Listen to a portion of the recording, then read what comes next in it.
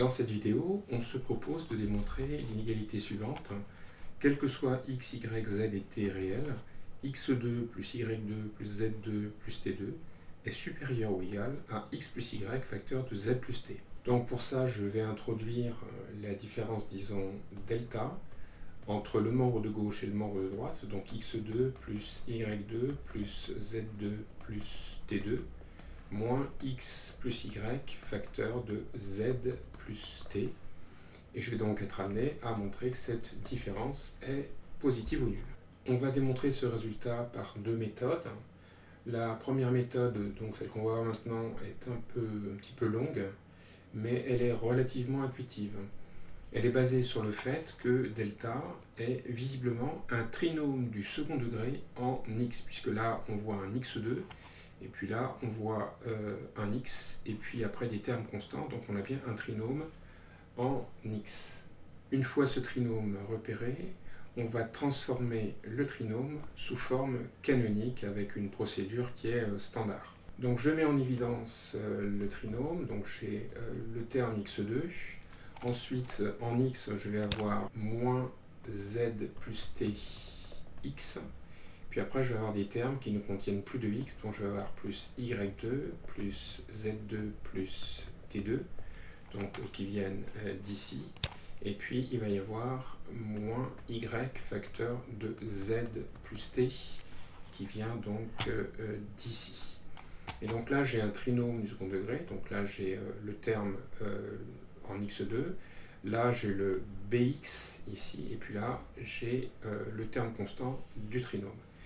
Et donc je transforme ce trinôme pour le mettre sous forme canonique. Donc ça consiste à voir ici le début du développement d'un carré, donc je mets ici le double produit, donc ça fait 2x facteur de z plus t sur 2, donc comme j'ai multiplié par 2, je suis obligé de corriger avec un 2. Et puis, je n'ai plus qu'à répéter le reliquat, donc y2 plus z2 plus t2, moins y facteur de z plus t. Donc les deux premiers termes ici sont le début du développement d'un carré, plus précisément donc le carré de x moins z plus t sur 2, donc que j'élève au carré, et je dois rectifier en retirant le terme que j'ai placé artificiellement. Donc je dois retirer z plus t sur 2 au carré. Et puis j'ai toujours mon reliquat que je réécris y2 plus z2 plus t2 moins y facteur de z plus t.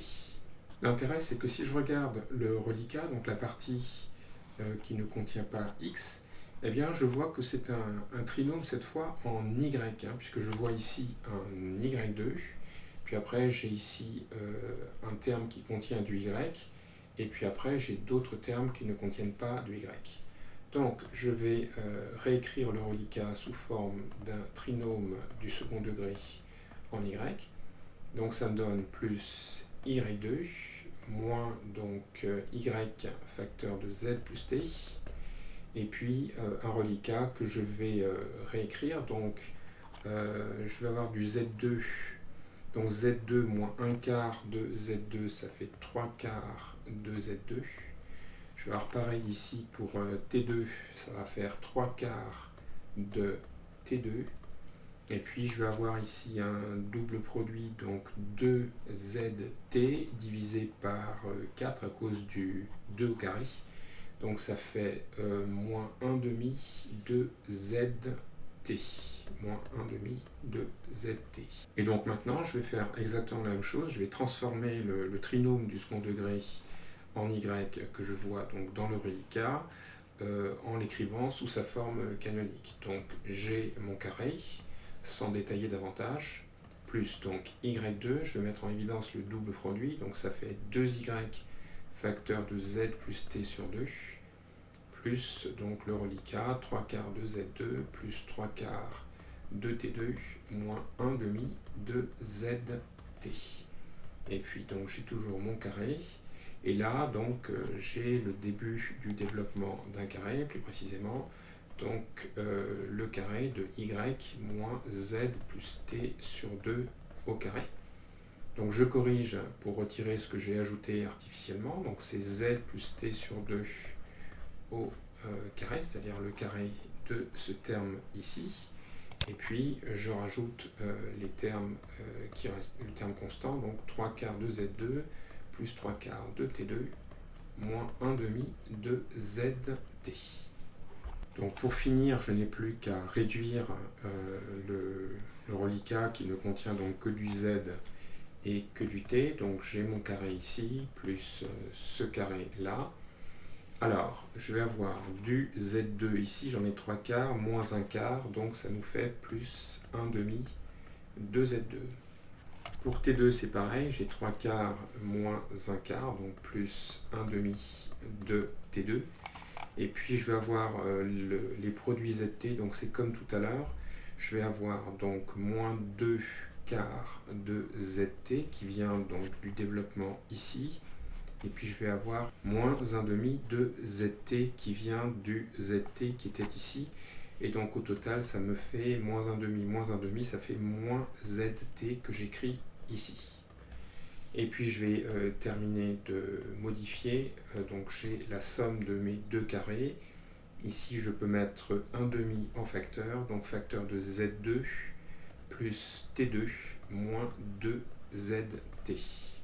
Et là, qu'est-ce que j'observe? Eh bien, j'observe que le dernier terme, en fait, c'est une identité remarquable. Je reconnais entre les parenthèses Z plus T au carré.